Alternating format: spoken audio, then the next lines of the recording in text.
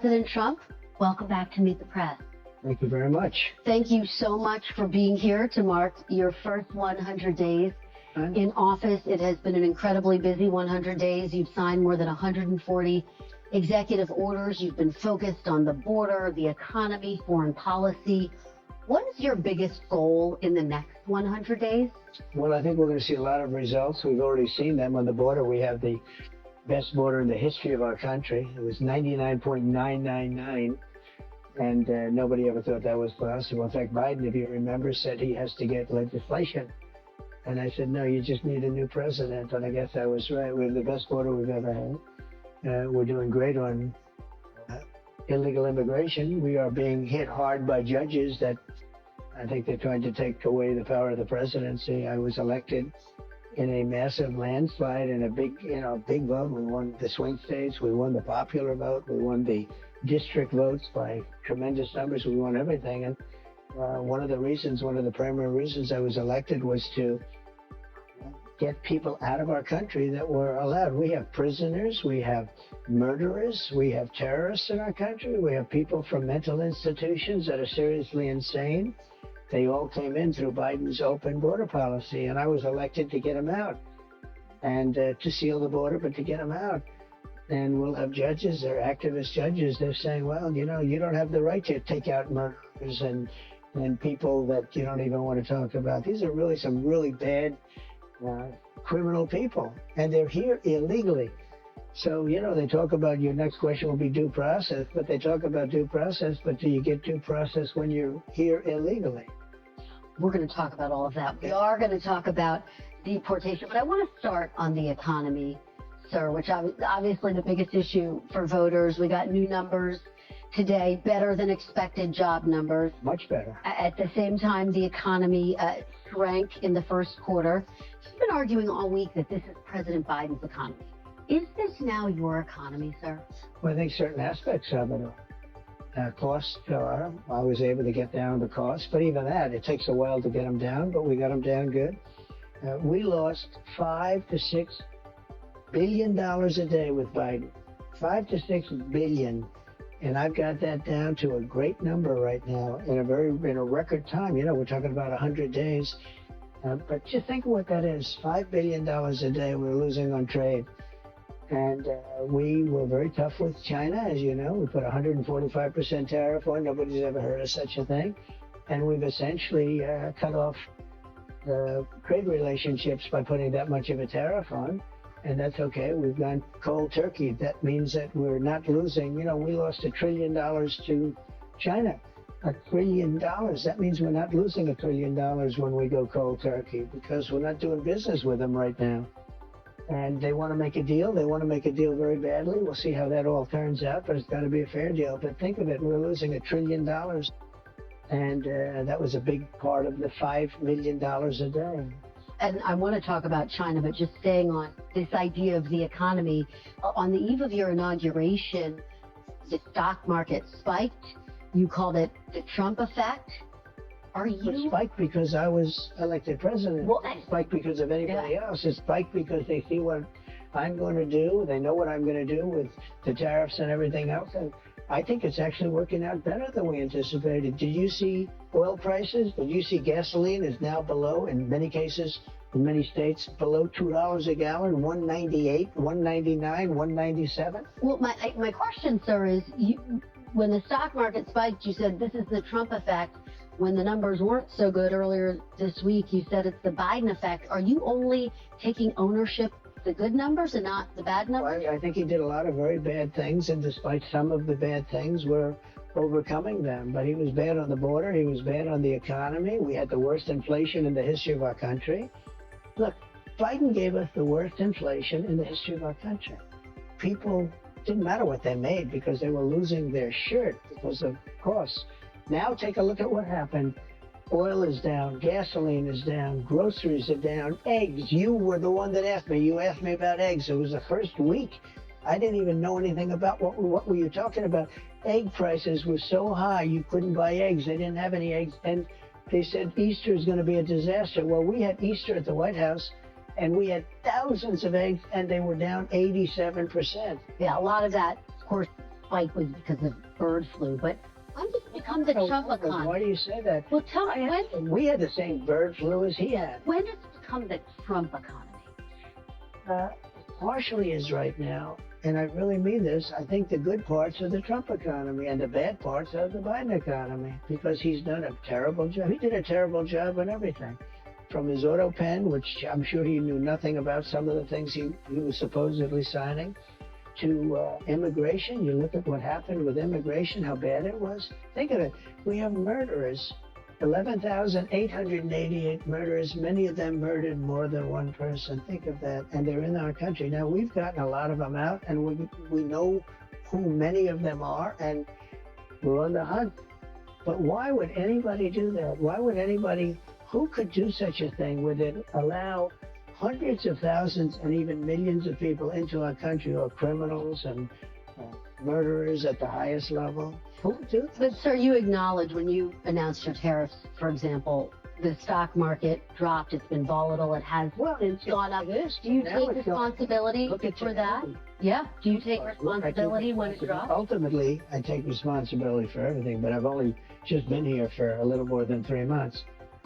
But the stock market, look at what's happened in the last short period of time. Didn't it have 9 or 10 days in a row, or 11 days where it's gone up? And tariffs have just started kicking in, and we're doing really well psychologically. I mean, the fake news was giving me such press on the tariffs. The tariffs are going to make us rich. We're going to be a very rich country. So let's talk about the tariffs. And I want to ask you about something you said this week. Got a lot of attention. You were at your cabinet meeting. You said, quote, I'm going to quote what you said, maybe the children will have $2 instead of $30. Yeah. And maybe the $2 will cost a couple of bucks more than they would normally.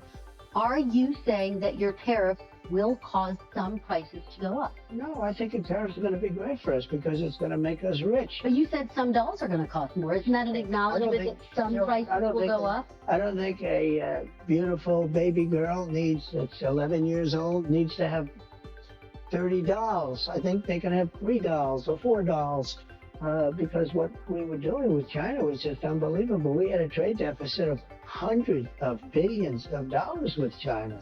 When you say they could have $3 instead of $30, are you saying Americans should see empty store shelves? No, I'm not saying that. I'm just saying they don't need to have $30. They can have 3. They don't need to have 250 pencils. They can have 5. But you're basically saying there could be some supply shortage because of the tariff. Waste money on a trade deficit with China for things we don't need, for junk that we don't need. Well, prices are already going up on some popular items. Tires, strollers. This is such a dishonest interview already. Prices are down on groceries. Prices are down for oil. Prices are down for all energy. Prices are down at tremendous numbers for gasoline. And let me tell you, when you have big thing, what he did, he spent like a stupid person, which he was, but he spent like a very stupid person, and that was bad for inflation. But what really killed us with inflation was the price of energy. It went up to $3.90, even $4, and in California, $5 and $6, right? Okay. I have it down to $1.98 in many states right now. When you go that much lower on energy, which is ahead of my prediction, because I really thought I could get it down into the 250s. We have it down at $1.98 in numerous places. But when you say costs are going up, even mortgage rates are going down. Well, let me give you some examples. These are actual examples. So you're saying the prices that are going down, some prices are going up. Tires, strollers, some clothing in the wake of your tariff. That's peanuts compared to energy. Energy is 60% of the cost. But sir, you campaigned on a promise to bring prices down on day Well, I don't know. When you say strollers are going up, what kind of a thing? I'm saying that gasoline is going down. Gasoline is thousands of times more important than a stroller or something. But what do you say to Americans who say they voted for you because they need relief right now? And they're getting it. Right now? What about the even mortgage rates? Different items mortgage rates are going down despite the fact that we have a stubborn Fed. But you said dolls could cost a couple bucks more. Maybe they might, but you don't need to have, as I said, $35. You can have 2, 3, 4. and save a lot of money. We don't need to feed the beast. I guess you're talking about this transition cost. How long should people expect that transition to last? I can't tell you that. I can tell you that we're making a lot of money. We're doing great. Again, we're losing more than $5 billion a day. $5 billion a day. You don't talk about that. And right now, we're going to be at a point very soon where we're making money every day. Look, How soon? we were losing hundreds of billions of dollars with China. Now we're essentially not doing business with China. Therefore, we're saving hundreds of billions of dollars. Very simple. You take me to my next question, which is about China. They've been making a number of public statements. Very positive statements the last 24 hours. Well, and most recently, they said for talks to happen, the U.S. would need to remove unilateral tariffs.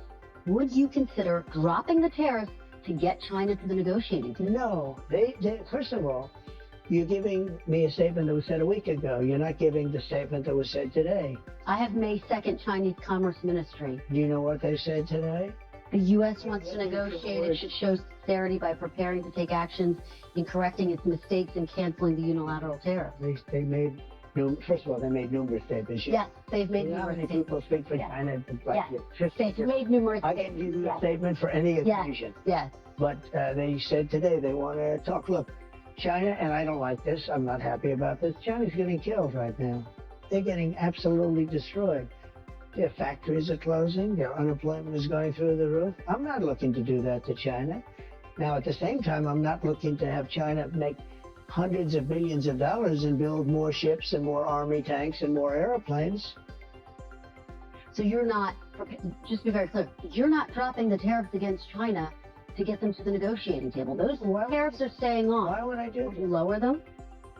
At some point, I'm going to lower them because otherwise you could never do business with them. Yeah. And they want to do business very much. Look, their economy is really doing badly. Their economy is collapsing.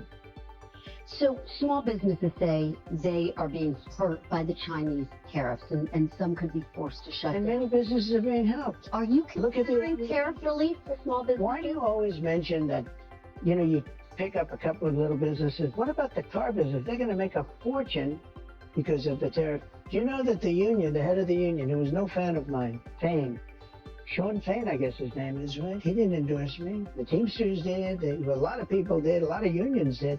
But he didn't. He couldn't stand me.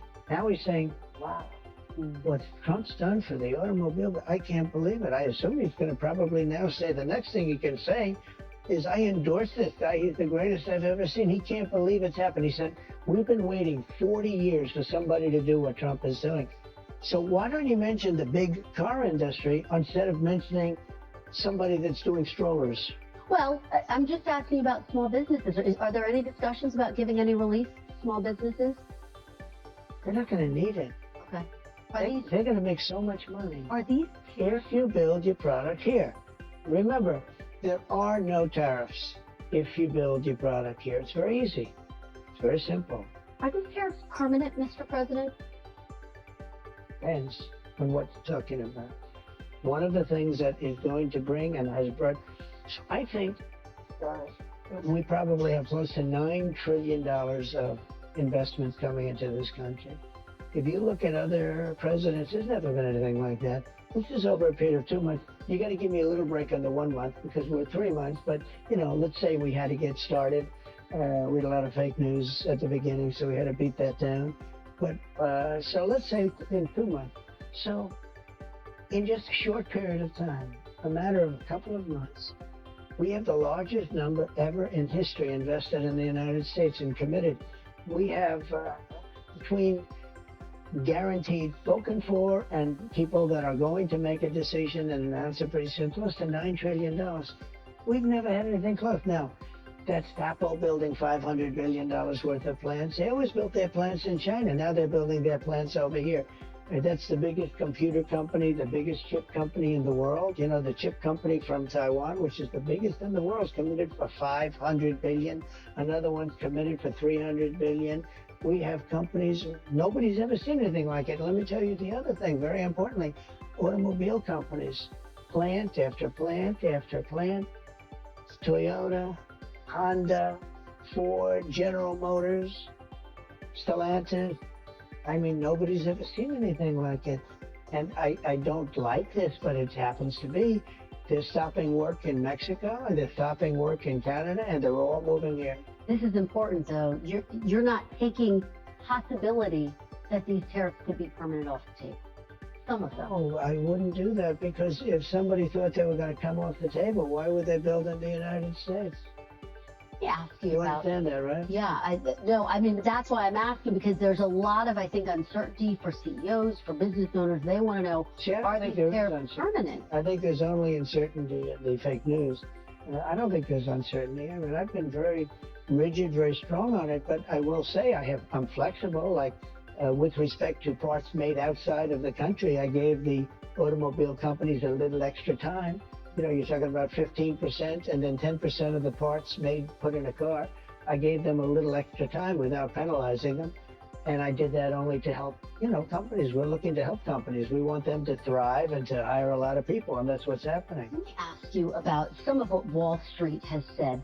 Some people on Wall Street have expressed concern that possibility of a recession is increasing. And I want to know what you think about that. Are you comfortable with the country potentially dipping into a recession for a period of time if you are able to achieve your long-term goals? Well, you say some people on Wall Street say, well, I can tell you something else. Some people on Wall Street say that we're going to have the greatest economy in history. Why don't you talk about them? Because some people on Wall Street say this is Well, the that's what I'm greatest. getting at. That's what I'm getting at, though. It's the same question. Yeah, there are many people on Wall Street say this is going to be the greatest windfall ever happened. And that's my question. Remember this. Long term. Yeah. Is it okay in the short term to have a recession? Look, yes, everything's okay. What we are, I said, this is a transition period. I think we're going to do fantastically. One of your colleagues on another fake news station, ABC, said, do you guarantee 100% that a certain person is going to do a fantastic job as, let's say, Secretary of Defense, okay? Because that was the question. I said, what kind of a question is that? Do I guarantee 100%? Nobody guarantees 100%. But I will say this. I think we're going to have an economy the likes of which we've never had before. My 4 years were phenomenal, as you know, stock market. In fact, even though we had to go through the COVID thing, that horrible situation with COVID, we did numbers. And when I gave it over, when I handed it over, the election was rigged. And because of that, we have a lot of problems, by the way. But when I handed it over, what happened? The market was higher than it was previous to COVID coming in. Yeah. Nobody could believe it. The stock market I'm talking about. I don't want to look back, but you did take your case to court about that. Back. You took your case to court about your allegations against the election. Let me ask you. No question about it. The election was rigged. The facts are in, and it's still being litigated. Let's go. You did take your case to court more than 60 times Sure. with those cases. I won a lot of court cases. Button that up, though, sir. Just to button that up. What are you talking about? The How election? afraid are you? Are we talking about No, let's talk about here and now. Let's talk about the here and election now. in 2020? Let's not talk about. Let's talk about here and now. Are you worried about a recession? No. Okay. No, I think we're going to have the greatest I economic. mean, are you worried it could happen? Do you think it could happen? Anything can happen. But I think we're going to have the greatest economy in the history of our country. I think we're going to have the greatest economic boom in history. Let me ask you about this call to Amazon founder Jeff Bezos this week in response to a report that Amazon was going to display tariff costs next to product prices. Are you going to punish CEOs who increase their prices because of tariffs? I think what is a great misnomer is the word tariff in many cases. To me, I don't view it as a tax. I view it as an incentive for people to come into the United States and build plants, factories, offices, a lot of things. I think it's an incentive, but the thing that's not known is if you look back and see, oftentimes like China or Vietnam or other countries, not just China, because China's an abuser, but there are other abusers. Many of them are friends, the so-called, I say friend and foe, and friend is oftentimes worse than foe. But what people don't understand is, and this is a lot, the country eats the tariff. The company eats the tariff. and it's not passed along at all. Well, some people are saying they're going to have to pass it on. So how do you deal with those CEOs? How do you deal with those CEOs? China is eating the tariffs right now. What do you say to those CEOs who are saying we might have to pass this on to the consumer? Well, they say that because maybe it's to their advantage to say it. Will you punish them? No, because you know what? I want them to build plants in the United States. That way they don't have any tariffs. See, tariffs will, and not only will, look at what's happened. In 2 months, we're close to $9 trillion of investment. We've never been anywhere near that. What did you say to Jeff Bezos? He's just a very nice guy. We have a relationship. I asked him about it. He said, well, I don't want to do that. And he took it off immediately. So he changed course. And will you take that same tactic with other CEOs? Do you I'll feel always like call people if I disagree with them. If I think that somebody's doing something that's incorrect, wrong, or maybe hurtful to the country, I'll call. Absolutely. Wouldn't you want me to call? Biden wouldn't call because he didn't know what was happening, but I do. Takes me to my next question. Today's strong jobs report likely means, not clear, but likely means the Fed is less likely to lower interest rates. Well, he should lower them, and at some point he will. He'd rather not because he's not a fan of mine. He just doesn't like me because I think he's a total stiff. And, it's just one of those things. He should lower them. And I wish the people that are on that board would get him to lower because we are at a perfect time. It's already late, but he should lower interest rates. Do you rule out removing Fed Chair Jerome Powell? I'm not, I get to change him very quickly anyway. It's in a very short period of time. In 2026. You're not going to remove, you don't have plans to remove him before 2026 when his time's up? That was a total, why would I do that? I get to replace the person in another short period of time. Okay. This week, you reshuffled your national security team. Yeah. National Security Advisor Mike Waltz to UN Ambassador. Just to remind our viewers, Waltz, of course, started that unsecure text chain where sensitive information was shared. Mr. President, was that move punishment? No, I just think he'll do a nice job in the new position. Marco's doing an outstanding job. No, Marco's very busy doing other things, so he's not going to keep it long term. We're going to put somebody else in. But I think Mike was, as you know, he's a fine guy, and I think he'll do a very good job. Knows the countries, knows leadership, and I think he'll do a very good job at the United Nations. And in the meantime, Marco's really doing something special, and it's going to work out very well. We're hearing some potential names. Stephen Miller's name, one of your longtime, most loyal aides. His name has been talked about as a potential national security advisor. Is he someone you're looking for? Well, I'd love to have Stephen there, but that would be a downgrade. Stephen is much higher in the totem pole than that, in my opinion. Can you tell us who the front runner is right now? I have a lot of people that want it. I will tell you, I have everybody calling. Everybody wants to be a part of this administration. So at some point we'll, probably do that. There's a theory, Henry Kissinger did both. There's a theory that you don't need two people, but I think I have some really great people that could do a good job. The Secretary Rubio could continue to have both jobs indefinitely? He could, but I think he even would like to probably see, because it is a little bit different. But in the meantime, he'll handle it, and I think Mike, if that goes forward, he still has to get approved. But I think Mike will do a very good job at the United Nations. Defense Secretary Pete Hegseth obviously also on that unsecured chain he was sharing sensitive information. Are you looking for a new Secretary of Defense? No, not even a little bit. No, Pete's going to be great. His job is safe right now? Fantastic job against the Houthis, who like blowing ships up and watching them sink in the ocean. We're hitting them very hard. No, he's doing a very good job. His job is safe right now? Totally safe. Okay. Let's talk about the border. Okay. Let's talk about deportations. Border crossings are at their lowest level ever recorded. Is the border now secure? It's really secure. Absolutely secure. When you say that, doesn't that just sound good? After being abused for years by an incompetent president that allowed people to pour through an open border, criminals from all over the world, murderers and insane people from mental institutions and insane asylums. Isn't it a beautiful thing when you say It's the most secure it's ever been in the history of our country. Isn't that a nice statement? Well, I'm curious to know what it means. You declared a national emergency on the southern border. The order is still in place, By the way, even though you're saying exactly the border what you is said. secure. Yeah. We have the most secure border we've ever had. Well, and I guess the question becomes, when will you know that the emergency is over? Are you planning to lift it at some point? Is it necessary? Because obviously the military is involved. Will you lift that emergency? Well, the biggest emergency is the courts aren't allowing us to take really. We're going to talk about that. Talk to me first about this. The emergency. Talk to me first about this. The border is not the emergency. The border is all part of the same thing, though.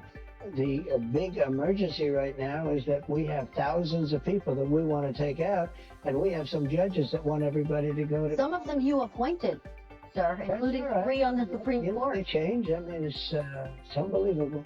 It's unbelievable how that happens, but they do change. Just to button this up, though, are you planning to lift that emergency order anytime soon? No. If the border's secure? We have an emergency. We have a massive emergency overall. It's an overall emergency on immigration, and if the courts don't allow us to take people out, if we had to have a court case, every single person, we have millions of people.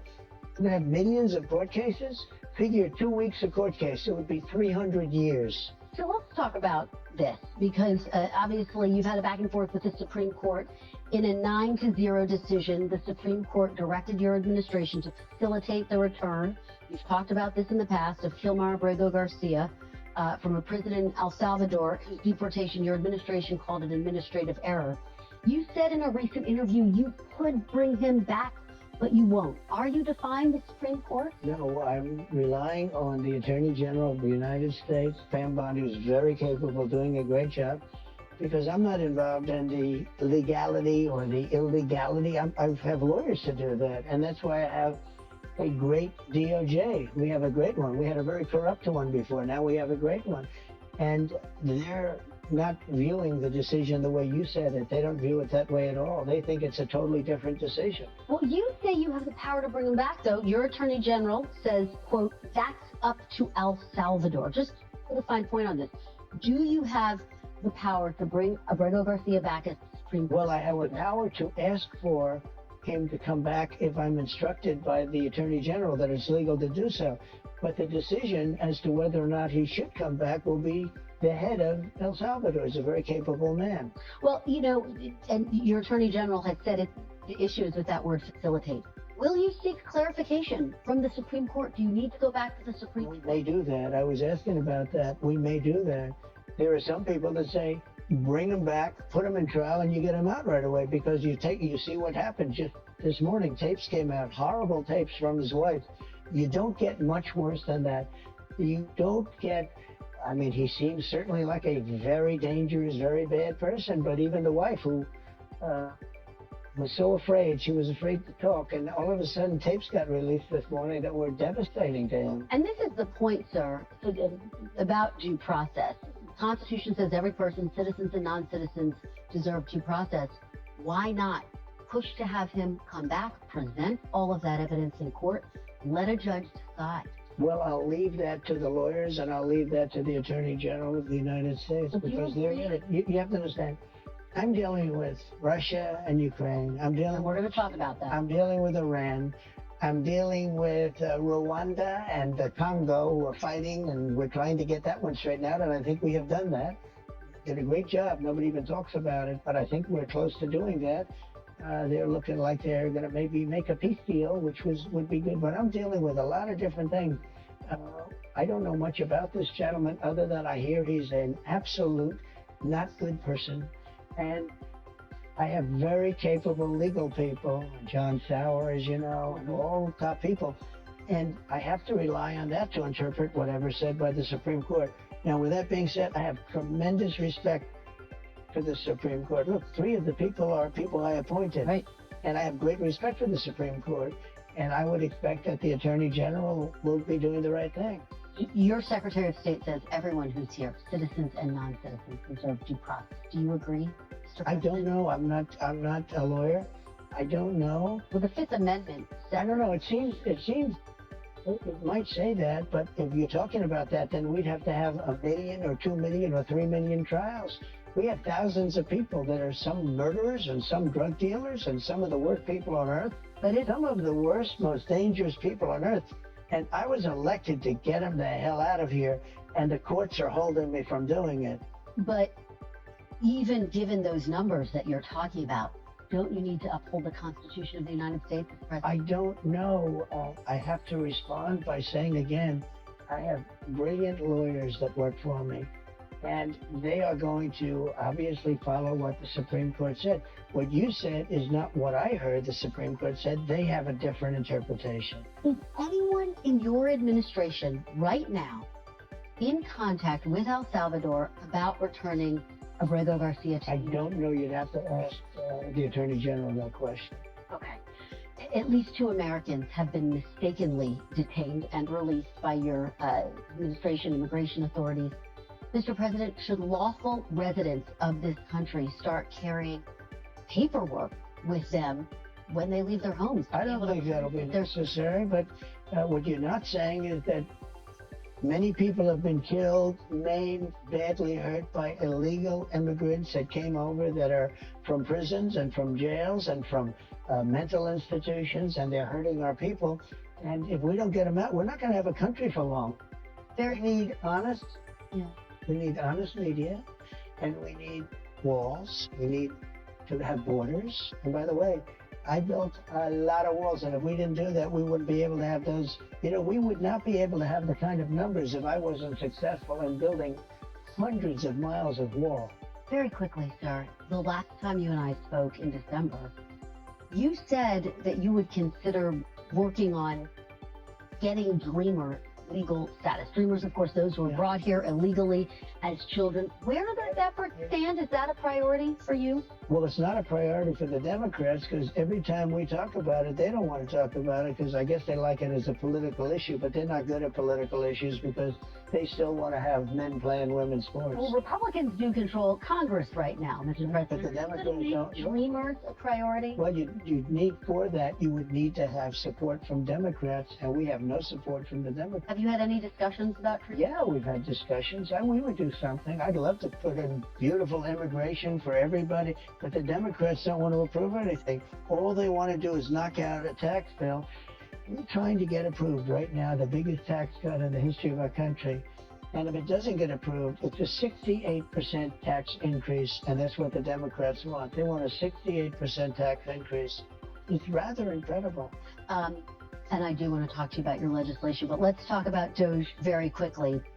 DOJ has fired and then rehired thousands of federal workers, including FAA employees in charge of aviation safety, specialists working on nuclear weapon safety. What do you say to those who believe Elon Musk's chainsaw approach has jeopardized the safety and security of America? Well, they found $160 billion worth of fraud, waste, and abuse. I mean, I think she's done an amazing job. I think his people have done an incredible job. They're brilliant people. They know the computer. I actually asked them, what's their big trait?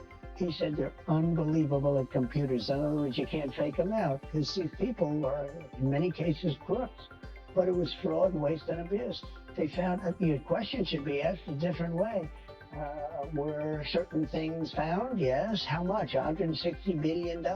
Think of what $160 billion is. He found $160. He said he'd find $2 trillion. Well, we're not finished yet. We're not finished You yet. think the work continues even though he's leaving? Sure. He's leaving behind some very brilliant people. They were on television last night. They're super high IQ people. I like high IQ people.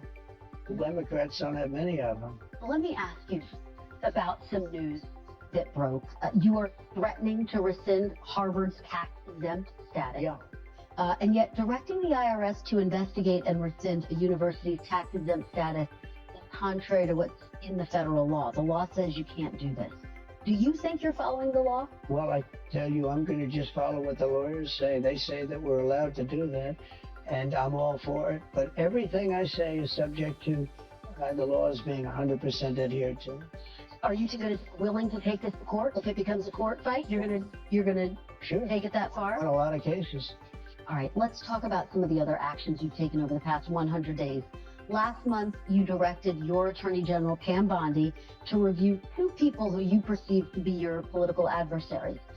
And yet you told me in December that you would not direct the Justice Department to investigate your political foes. What changed? Well, no, I just look at people, and I'm not directing anybody. They looked at these 2 people. They might have known it, or they might have heard it from 2 years ago. One person said, he knew me so well. He was, I think, on CNN or MSDNC, but they're both failing networks. You're happy to know, even though one of them, I guess, is related to you in one form or another, although they're trying to cut him loose as fast as possible. But it was well known that with one person, it was almost like he was my brother. I don't even know who he is. Maybe he was there. Maybe he was in the Oval Office a few times as a surrogate for, somebody in some form of government, along with 25 other people that sat in the back of the room or stood in the back of the room. I have no idea who this guy is. And he's out there. And then he did a book called Anonymous. I think that's really subversion. I think it's spying. It's something really bad. Well, you passed an executive order calling for Attorney General. He's been looked at for a long time. And the other one said that the election was so wonderful. It was it turned out it wasn't a wonderful election. It was a corrupt election. Let me ask it this way, sir, because when we talked in December, I asked you, what is your message to people who didn't vote for you? Let me remind you of what you said. You said, I love you, and we're going to all work together. How does pursuing your political foes help to Did I say I love you? You really did. That's a direct quote. Yeah, I'm sure you're right, but I'd like to see. I promise I'll show it to you. I'll show you the tape. Look. How does that help to unify I want the to country? people fairly, whether they voted for me or not.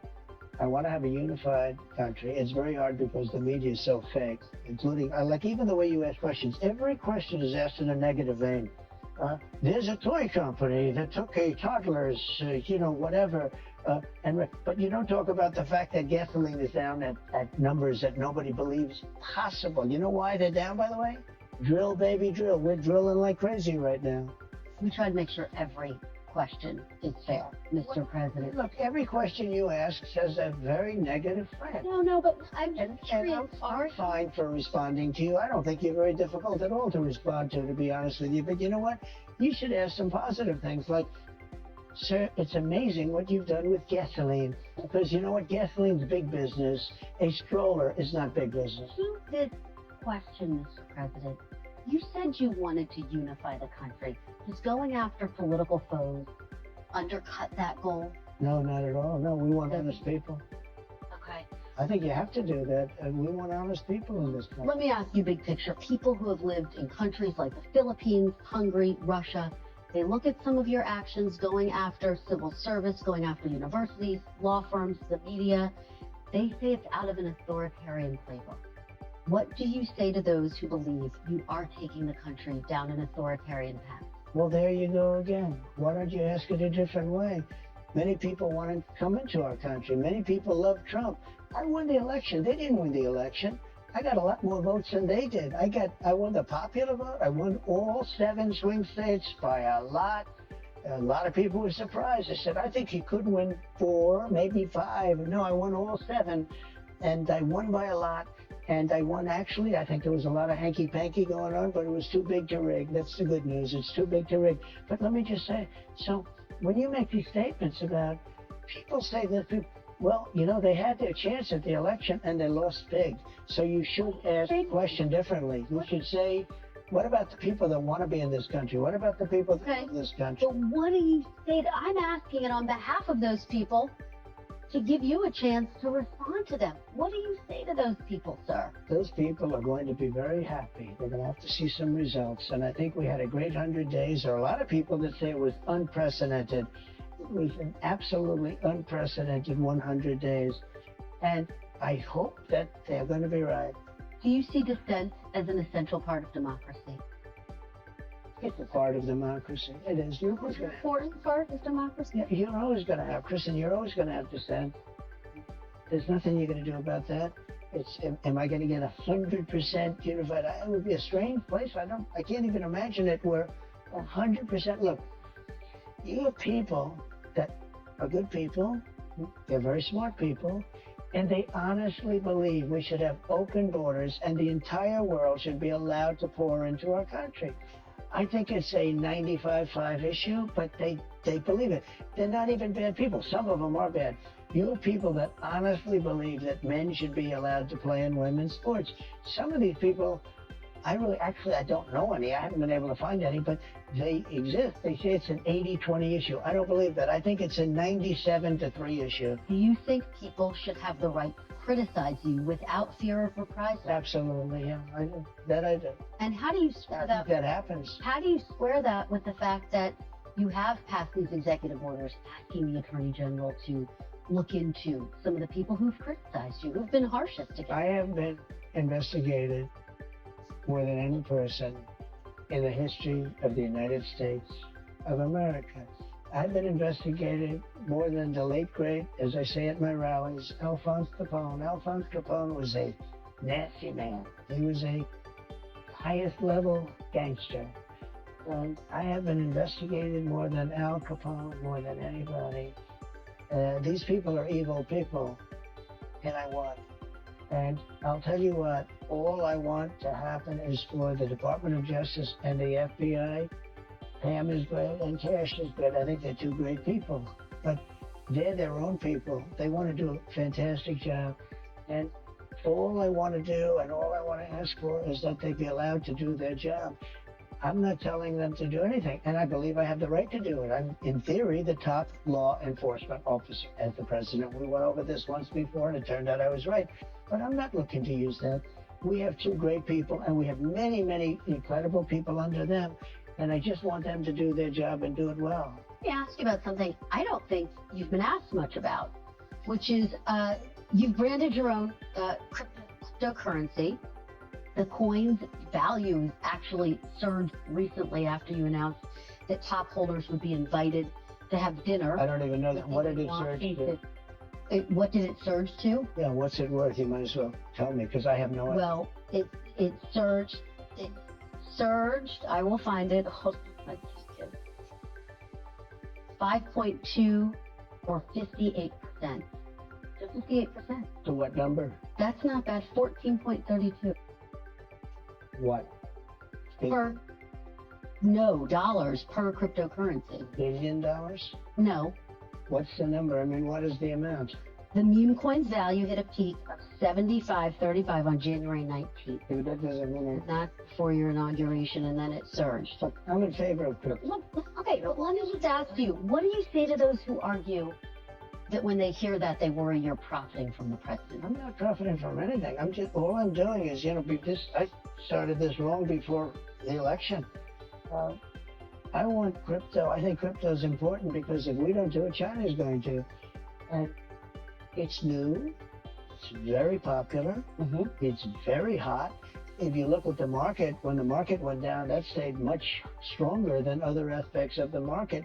But I want crypto because a lot of people, millions of people want it. I don't know if you know that Biden went after it violently, and then before the election, he changed his tune entirely.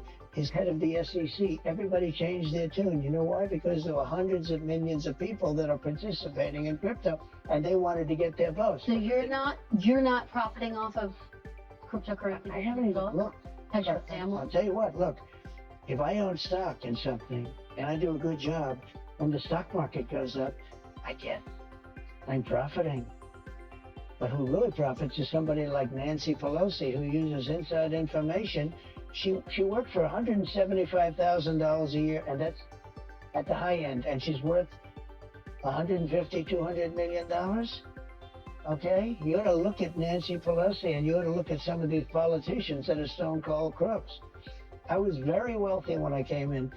Being president, I probably cost me money if you really look. In fact, I do something that no other president has done. They think maybe George Washington has done.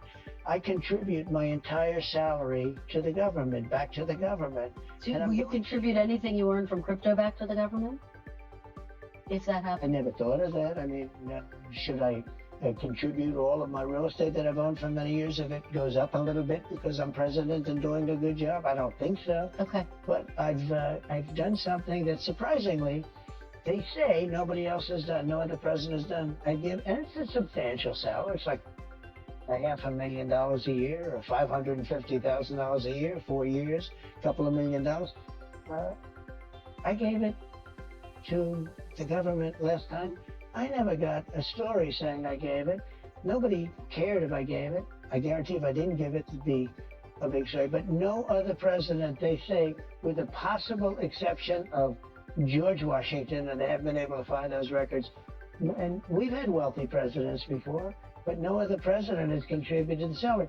And they told me before this that you will probably be asking me whether or not I'm going to contribute my salary again. You have an F then. Are you going to? Yes. You are. Okay. Yes, I am. Okay. Well, I appreciate we just made news there. Let's talk about foreign policy, sir. You just signed a minerals deal with Ukraine. It's a sign, it seems, that the United States is invested in Ukraine's future. The Secretary of State told me this very critical week. Are you any closer to reaching a peace agreement between Ukraine and Russia? I hope so. How would you I do believe we're closer with one party and maybe not as close with the other, but we'll have to see. I'd like to not say which one we're closer to, but we did do a deal for the American people that was good. We were able to get rare earth. You know, the Europeans are getting paid back. They have a loan. We didn't. Biden just gave them $350 billion. He has no idea where the money is, what happened. And at least we'll, in one form or another, get our, I don't feel so foolish. And remember that this is Biden's war. This was a war that was never going to happen if I were president. This is a horrible, horrible war. And I get to see shots of soldiers through, satellite that are just so terrible. 5,000 soldiers are being, 5,000 soldiers a week on average are dying. They're not American soldiers, but I want to solve the problem. They're Russian soldiers and they're Ukrainian soldiers. And if I can save 5,000 souls, I just love doing it. How long do you give both countries before you're going to walk away? Well, there'll be a time when I will say, okay, keep going, keep being stupid. When does that come? Are you close to it? Sometimes I get close to it and then positive things happen, okay? So I hope it gets done. Your close ally, Senator Lindsey Graham, has a sanctions bill against Russia. If you get to that point, Mr. President, where you're prepared to walk away, will you sign that sanctions bill? Well, it depends on whether or not Russia is behaving toward coming to a peace. We want a peace deal.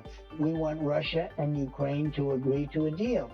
We think we're fairly close, and we're going to save a lot of people from being killed, save a lot of money, too, because we're spending money like, Europe is spending a third of the money that we're spending, and it's more important for Europe than it is for us. Biden had no control. He just sent money over there willy-nilly. Nobody had any idea what was happening, why they were doing it, why they were sending it, and it was massive amounts of money. So you think you're close to a deal? What will Russia have to give up? Because Ukraine, there's been discussions they will have to give up some of the land. Russia will give up all of Ukraine, because that's what they want. All of Ukraine, meaning they wouldn't keep any of the land that they've claimed? Russia would have to give up all of Ukraine, because what Russia wants is all of Ukraine.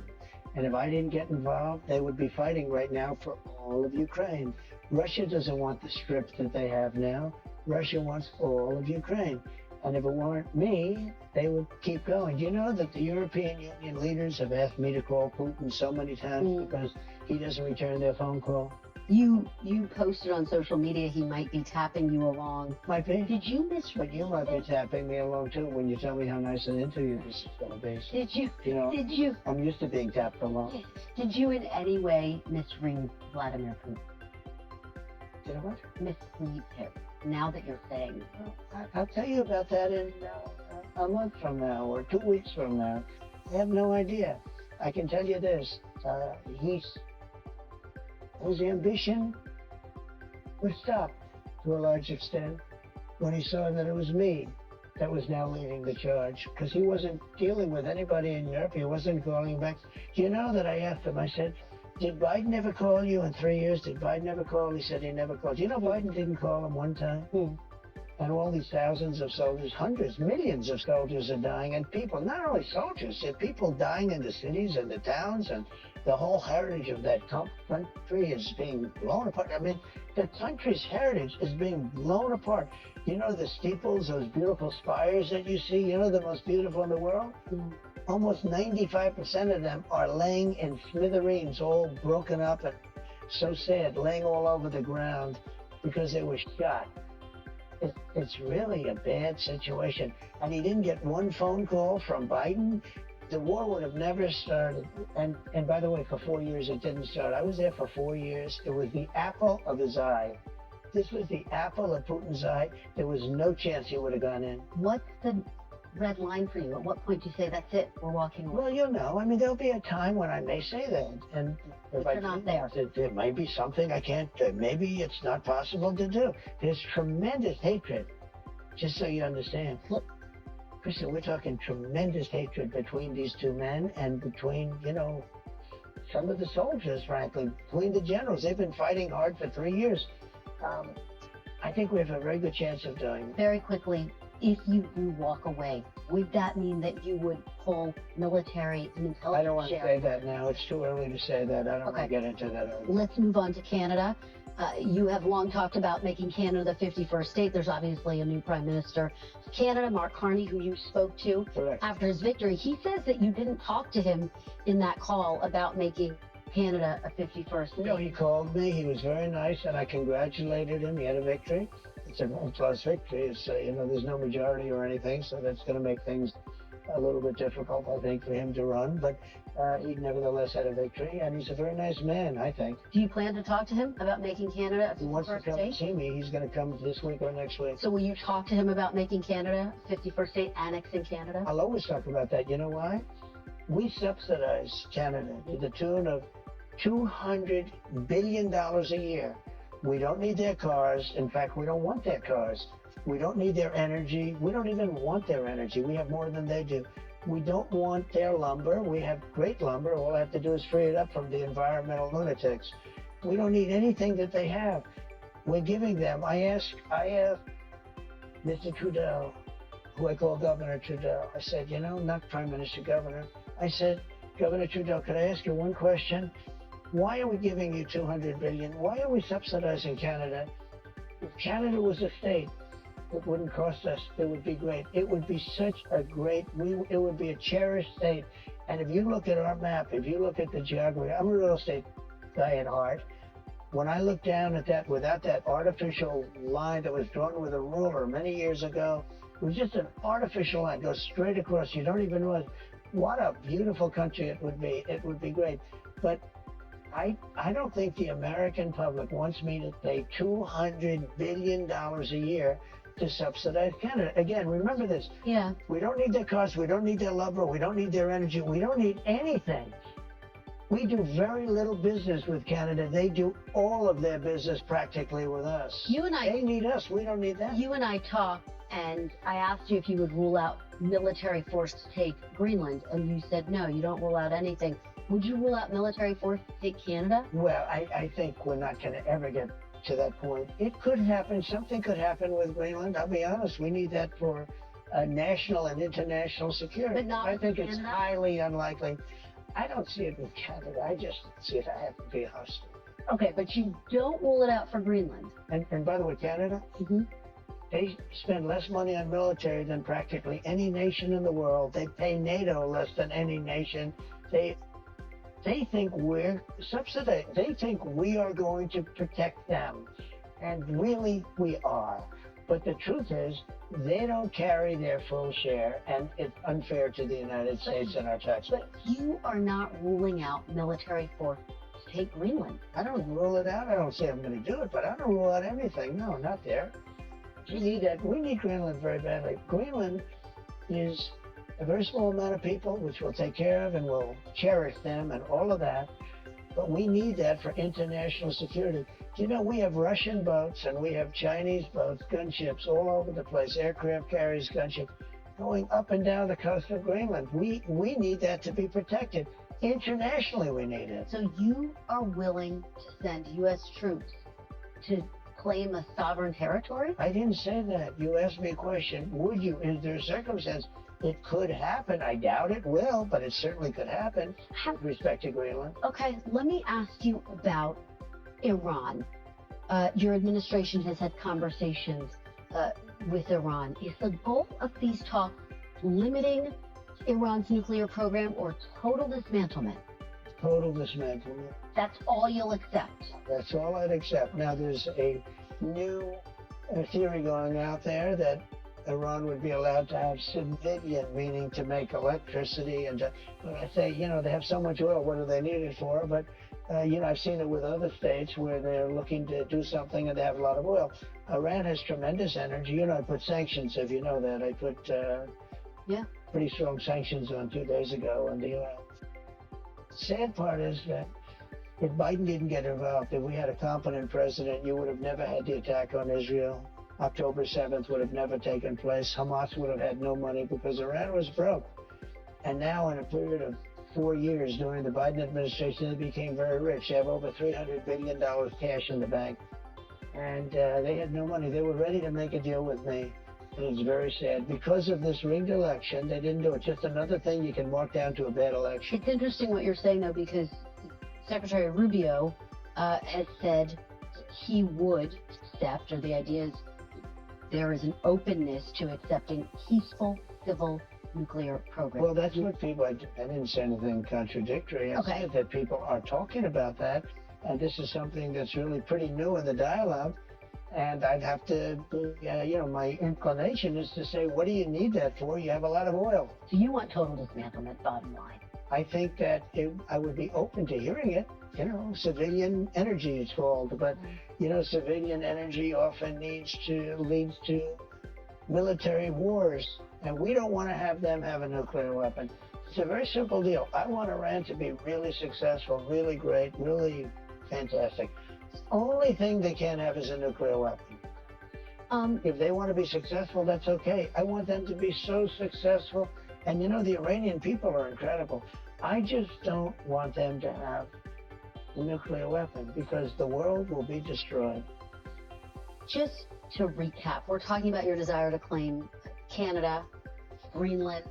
What do you say to people? You forgot the Panama Canal. Panama Canal. What do you say to people who say they voted for you because they wanted you to end foreign conflicts, not start new? I don't see that as conflict. I think that's good for our country, those things. Look, the Panama Canal was taken over by China, effectively. Now China seems to have left. But the Panama Canal, think of this deal. We built the most expensive object we've ever built in the history of our country.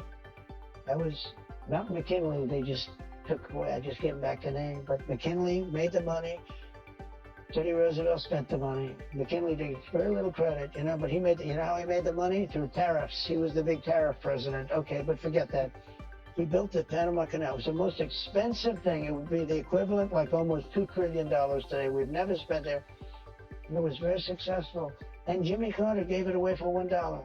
Panama insists Panama says they do control the canal, but we have a couple more questions left tonight. Panama said what? Little wrap. Panama said what? Panama says they still control it. I know you're saying China. Panama says they still control it. If you would have gone there about 5.2 months ago, every single sign on the Panama Canal, with the exception of about 15% of them, was in Chinese.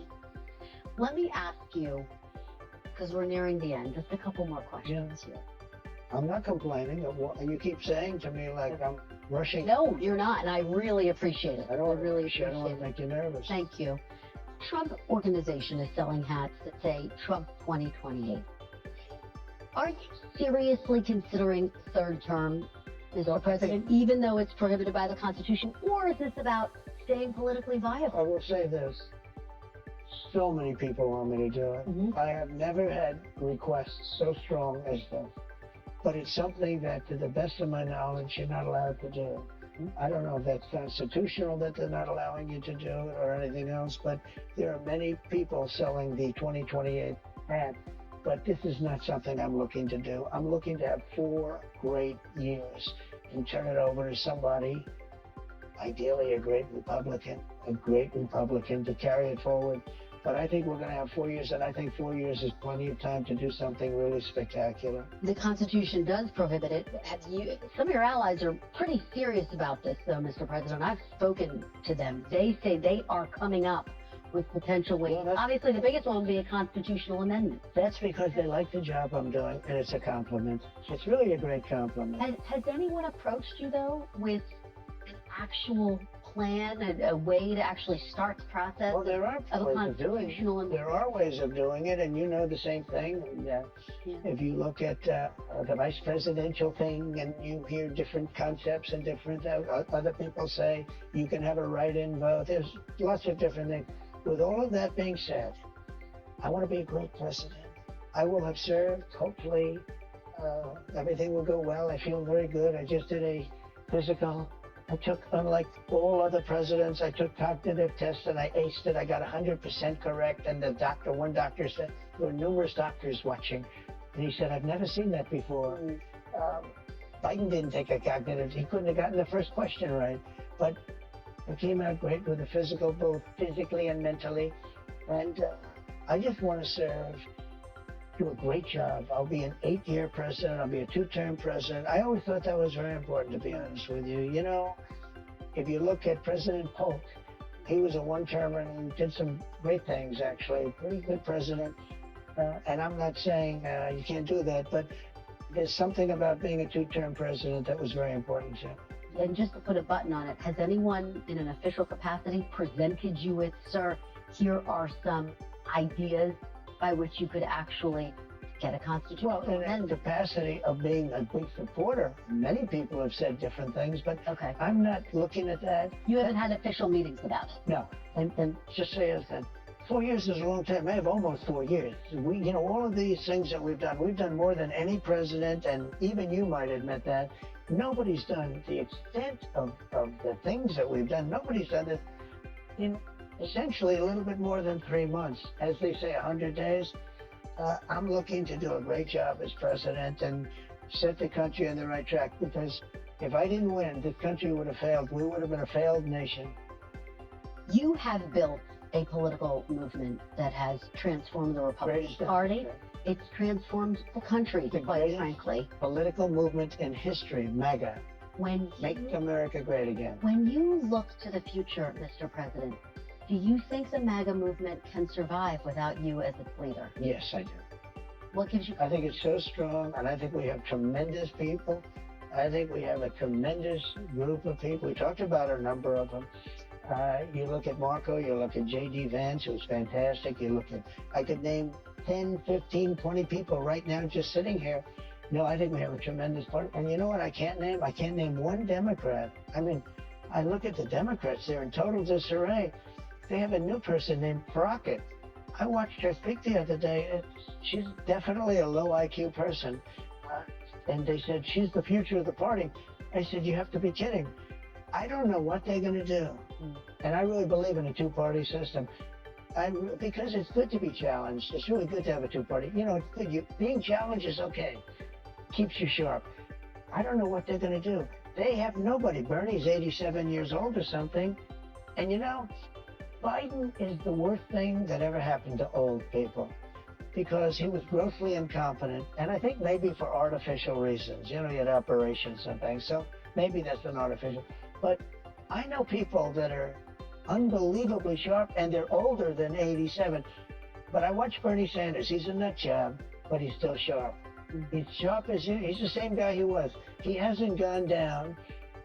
But Biden is he's the worst thing to happen to old people. I know that you are only 100 days in, but as we sit here today, who do you see as your successor, Mr. President? Well, it's far too early to say that, but I do have a vice president, and typically it would be, and JD's doing a fantastic job. He would be at the top of the list? It could very well be. I don't want to get involved in that. I think he's a fantastic, brilliant guy. Marco is great. There's a lot of them that are great. I also see tremendous unity. But certainly you would say that somebody's the VP. If that person is outstanding, I guess that person would have an advantage. But I think the other people would all stay in unbelievably high positions. But, it could be that he'd be challenged by somebody. We have a lot of good people in this party. Thanks for watching. Stay updated about breaking news and top stories on the NBC News app or follow us on social media.